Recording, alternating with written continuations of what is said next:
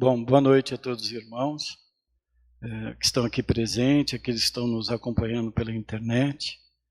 Cumprimento também aqui a diretoria do Círculo Esotérico, agradecendo a Selma Simões, a presidente do conselho, pelo convite para estar aqui junto com cada um de vocês. A gente vai conversar hoje um pouquinho sobre o Dharma e o sentido da vida, Como ele se manifesta na vida de cada um, nas mais diversas épocas e reencarnações, Cada um vai ter ali a sua experiência pessoal com o próprio Dharma, Então, fazendo uma viagem no tempo, a história com o Dharma, ela começou no ano de 2007, na minha primeira visita ao Templo Zunlai, em Cotia. Então, nessa época, já fazia 17 anos de missão dentro do kardecismo, então eu tinha basicamente uma visão totalmente cristã sobre os ensinamentos e tudo aquilo que me foi transmitido. Só que houve assim uma ascensão muito particular, e no slide eu coloquei essa imagem, porque foi justamente desse ponto, quando eu subi a escadaria para chegar no platô, onde é o monastério, eu fui tomado por um sentimento, uma sensação, como se eu tivesse realmente pisado no céu. Então, a partir desse momento, eu comecei a frequentar assiduamente esse local. E tem um local onde eu saía fora do meu campo de trabalho para poder ter esse momento mais de isolamento e de cuidado próprio. Então, se passaram basicamente 8 anos de uma preparação, onde houve o cuidado com a alimentação, a extinção da carne vermelha, a prática da meditação, e de alguns princípios que aqui no Ocidente a gente não tinha muito costume de praticar, Então, no ano de 2015, dentro do monastério, através da mediunidade de clarividência e clareaudiência, a essência disse que eu havia necessidade de psicografar um livro dentro do Templo Zunlai. Esse livro, quando ele foi iniciado, a sua escrita, anteriormente eu já havia psicografado 2 obras, que eram o Tao Te Ching, o Retorno do Mestre Lao Tse, e Confúcio, o livro Sabedoria. Então, esses 2 livros, ao escrever, foi uma preparação para poder lidar com o contato com o próprio Dharma, Então, nesse momento dessa revelação, houve, um cuidado com a agenda e uma dedicação para estar escrevendo, porque essa obra, ela teria que ser escrita dentro do Templo Zunlai, E se tratava, de uma obra com 120 capítulos. Então, houve um rito, para a escrita da obra. Então, no dia que eu me dispus a me preparar para poder escrever a obra, eu voltei ao mesmo ponto que eu tinha recebido no local a informação, onde eu levei um caderno e caneta para começar a escrever o livro. Então, através da consciência superior, se deu essa relação, Essa relação com esse princípio espiritual lá dentro do Dharma. Só que o que me foi citado, que para mim ter o contato com esse princípio, eu teria que fazer ali um rito, Então, era necessário eu fazer uma caminhada por dentro do Templo Zunlai, onde ia ser escolhido o local certo para mim poder estar concebendo a obra. Então, saindo de dentro do monastério, no Templo Zunlai em Cotia, tem um caminho de pedra, onde tem um lago, onde eles têm uma criação de carpas e de tartaruga aquática, que são os cágados. Então, quando chegou naquele momento, eu fui tomado pelo magnetismo, e passei a ter ali a visão espiritual do lugar, não só mais a visão física, Então, ele subdividiu o templo, né, o monastério como um todo, esse complexo, em 3 partes. Como que simbolizasse a entrada, seria o nosso mundo relativo, e ao atravessar essa ponte, a dimensão espiritual seria do plano energético. Então, quando eu fiz a travessia dessa ponte, ao lado existia uma tartaruga andando bem devagarinho, né? Ali quase se rastejando no gramado. Aí a essência disse, né? Enquanto nós não conseguimos acessar de verdade o nosso Dharma, ter esse conhecimento dele, nós vamos rastejar. Nós vamos ter a dificuldade da execução de tudo aquilo que a gente vai fazer. Aí essa tartaruga se precipitou para dentro do lago, né? Então ali ela ganhou leveza e conseguiu nadar e se deslocando com maior velocidade. Então a essência me disse, né? Esse é o momento onde a gente se enquadra com essa lei. Então a gente vai ter uma leveza maior para poder percorrer assim o nosso caminho. Então, após atravessar esse lago, tem uma grande subida, um terreno bastante elevado, e lá em cima tem uma plantação de bambu, onde tem essa estátua. Então, nessa estátua, onde que eu posso considerar, não é, que existiu um momento dessa conexão mais plena. Então, estava mais preparado para isso, né, para essa comunicação.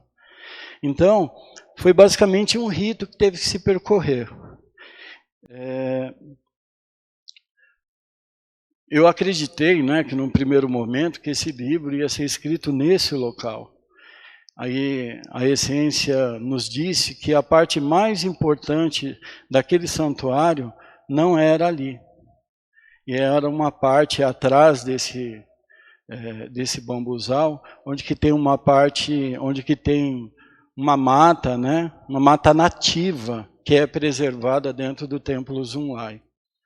Então eu me coloquei, entrei dentro dessa mata, me acomodei lá, sentei no chão com o caderno na mão. Então, passando pelo processo profundo da meditação, com os olhos fechados, quando eu tomei conta, em torno de mim, havia vários pássaros, esse sagui, né, e esquilos, como se fossem atraídos por aquele magnetismo que estava ocorrendo. Então, aquele foi o primeiro ensinamento que eu tive, através da lei do Dharma, do quanto a natureza, né, os animais, eles seguem, né, essa força, né, ela segue esse regimento. Então, por isso que existe essa perfeição que a gente sabe que tem, e o quanto, né, os animais, os bichinhos estão adiantados, né, em relação a processos que nós ainda nos esbarramos. Então, quando foi fazer a abertura desse livro, a primeira frase que foi transmitida, e vale lembrar que a transmissão desses ensinamentos, eles se deram em sânscrito e em forma de imagem. Através do processo de desassociação, a compreensão através das outras vidas, né, de poder ter essa interpretação. Isso foi colocado justamente para que não houvesse interferência de espíritos que estivessem numa condição menos elevada, para não interferir no momento dessa transmissão. Então lá ele coloca assim: a luz e a escuridão estão contidas na mente de cada ser, acentuando o seu caminho para a plena felicidade ou declinando a sua alma para a dor.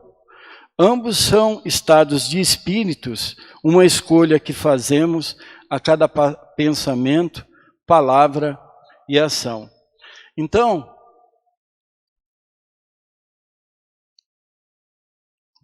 a gente começa a fazer uma analogia, né, daquilo que a gente aprendeu dentro do espiritismo, né, cristão, com o próprio mestre também, a respeito da lei de causas e efeitos, né? E também sobre o livre-arbítrio, que a gente muito escutou, né? A gente sempre ouviu e sempre é muito falado. E dentro do meu entendimento e da visão de vida, eu acredito, né, que o livre-arbítrio não é um controle total que a gente tem sobre as nossas decisões, não é? Porque quando esse livre-arbítrio pode interferir na vida de terceiros, nós não temos esse direito, a não ser que a pessoa está criando um karma, né? Não que nós somos marionetes, mas já existe uma lei compilada no nosso próprio destino que vai dar o curso e o caminho de vida que cada um tem que ter, né? Então, muitas vezes, aquilo que a gente acha que é um livre-arbítrio de pensar e de fazer, muitas vezes uma vontade superior se manifesta no nosso coração para que a gente possa fazer algo. Isso é muito comum quando muitas vezes você sai de casa de manhã e está fazendo um percurso e de repente você tem um pensamento de mudar o trajeto, e quando você muda esse trajeto, às vezes você vai encontrar uma pessoa que você não via há muito tempo. Então existe um esquema forte, profundo sobre isso, que nós ainda, né, temos ainda algumas coisas para poder trabalhar, ainda para poder entender.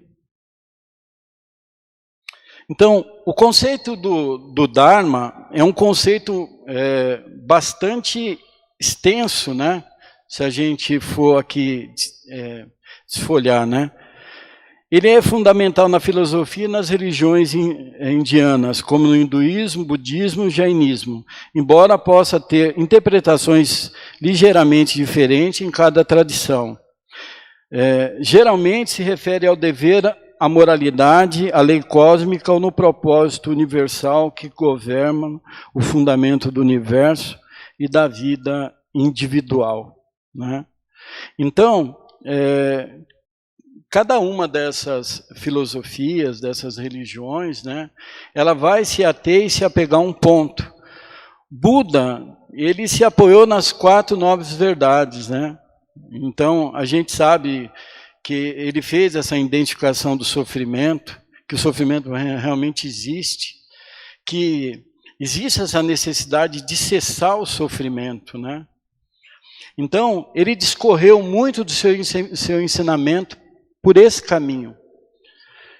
E quando eu fui levado a esse entendimento do Dharma, o que eu pude perceber é que ele, que a essência em si, ela queria fazer uma transmissão de algo que fosse contemporâneo, para as dificuldades que a gente tinha e que a gente tem hoje e que vive no dia a dia.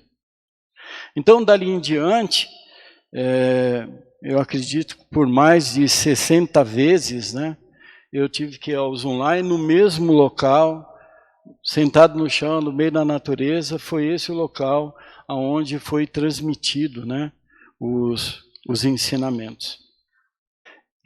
Eu fiz essa observação do Dharma como software de Deus, porque hoje, através do advento, né, da internet, da tecnologia, facilitou um pouquinho a compreensão das pessoas a respeito de como se opera essa lei no universo.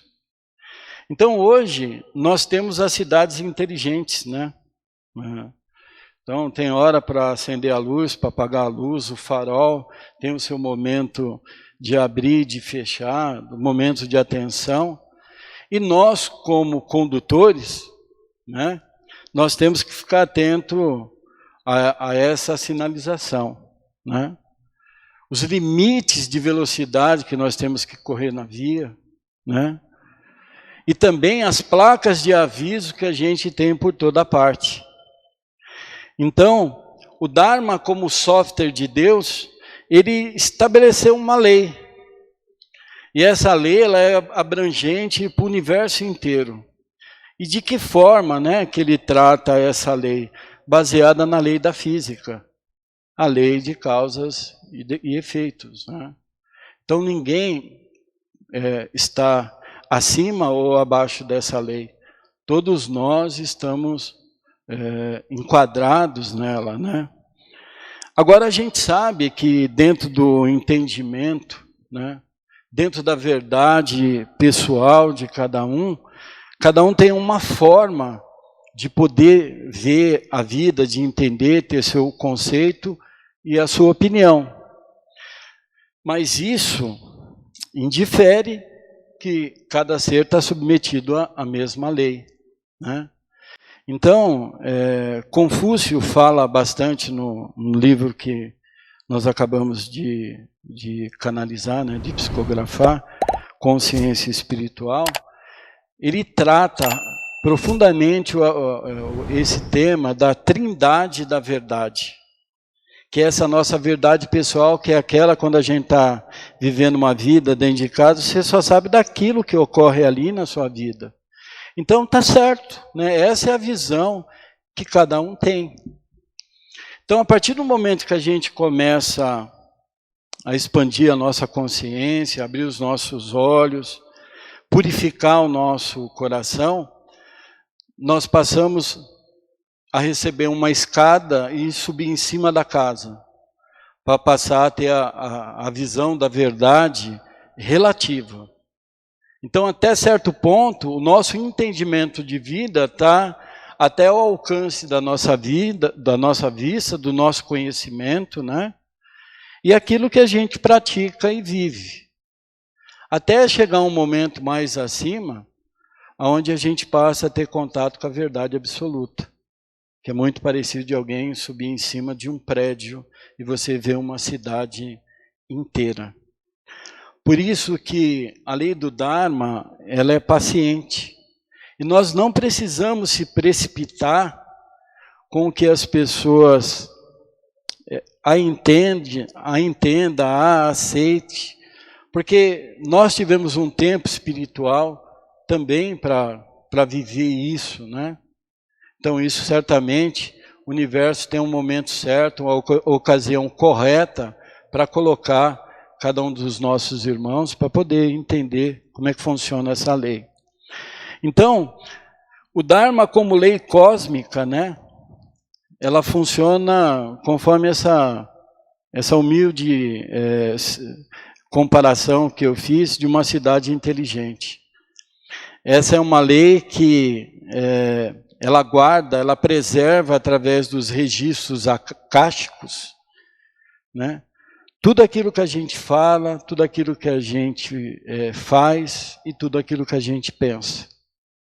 Mesma forma, você tem um automóvel na autoestrada, se tem câmeras, onde você está passando, essas informações são gravadas.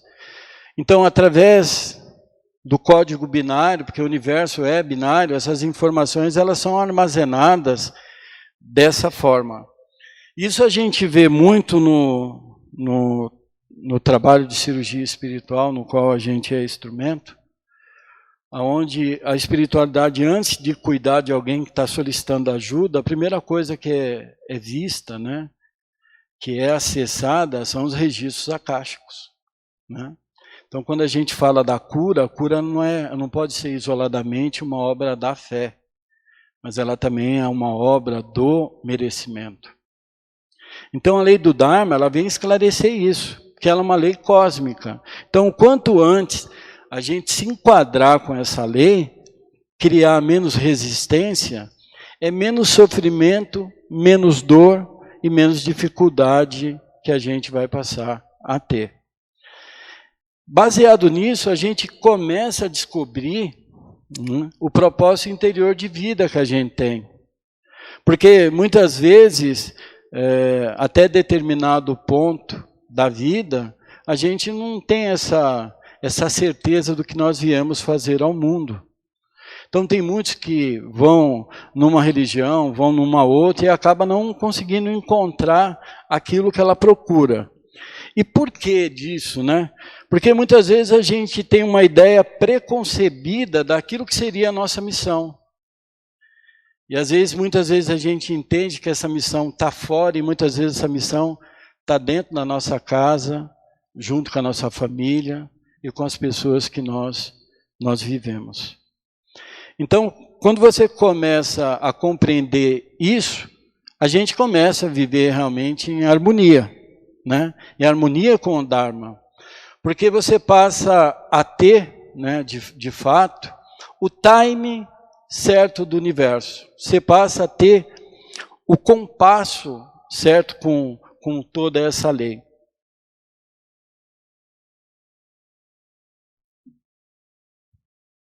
E existe muitas formas, né? Uma delas é a meditação, a prática do Tai Chi Chuan, que são práticas energéticas, são formas da gente fazer esse nosso alinhamento com o cosmos, né? Eu parto aí do princípio que, através da glândula pineal, né, nós sofremos essa influência do sistema solar, né, do Sol e da Lua também, que tem uma influenciação direta no nosso corpo e na nossa vida. E quando nós entendemos a lei do Dharma, através das práticas, né, de meditação, Tai Chi e tantas outras, a gente vai passar a se sintonizar, né, com esse relógio, que é o relógio cósmico. A partir desse momento as coisas acabam ficando mais claras, mais fáceis, mais fluentes também. Esse é o ponto onde a gente alcança, né, a nossa consciência superior. E muito parecido com um balão que está levando, né, pessoas para fazer uma viagem, se cair a pressão, né, desse ar, desse balão, há necessidade de se liberar peso. E à medida que vai se liberando o peso, esse balão começa a criar essa condição de melhor se elevar. Isso ocorre também conosco, né, na nossa vida, né? À medida que a gente vai se resolvendo como pessoa, como ser humano, como pai, como filho, como avô, como irmão, como sobrinho, seja a condição que a gente se encontra, a gente fica mais leve. A gente tem essa possibilidade daquilo que nós falamos de dormir o sono dos justos, né? Então, a gente vê que existe uma tarefa grandiosa para a gente fazer esse esculpimento, esse burilamento e esse trabalho interior que a gente passa a fazer.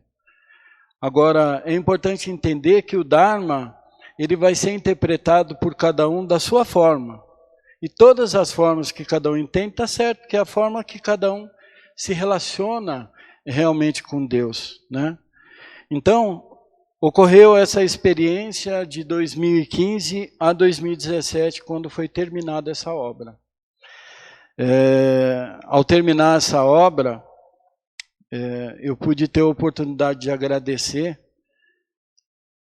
a natureza, os passarinhos, os animaizinhos, e perceber que eles são para cada um de nós os nossos maiores professores. Se nós tivéssemos assim a organização, o controle de cada coisa como eles têm, né? Certamente o mundo estaria bem melhor. E isso a gente pode fazer sem precisar, às vezes, sair de casa, né? Às vezes lá no seu jardim, às vezes no animalzinho que você tem dentro de casa, porque ele tem essa ligação direta.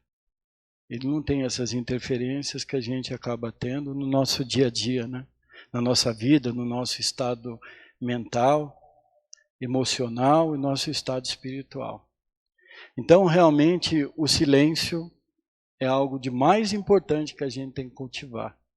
Porque somente através do silêncio que a gente vai ouvir essa voz superior dentro de cada um de nós.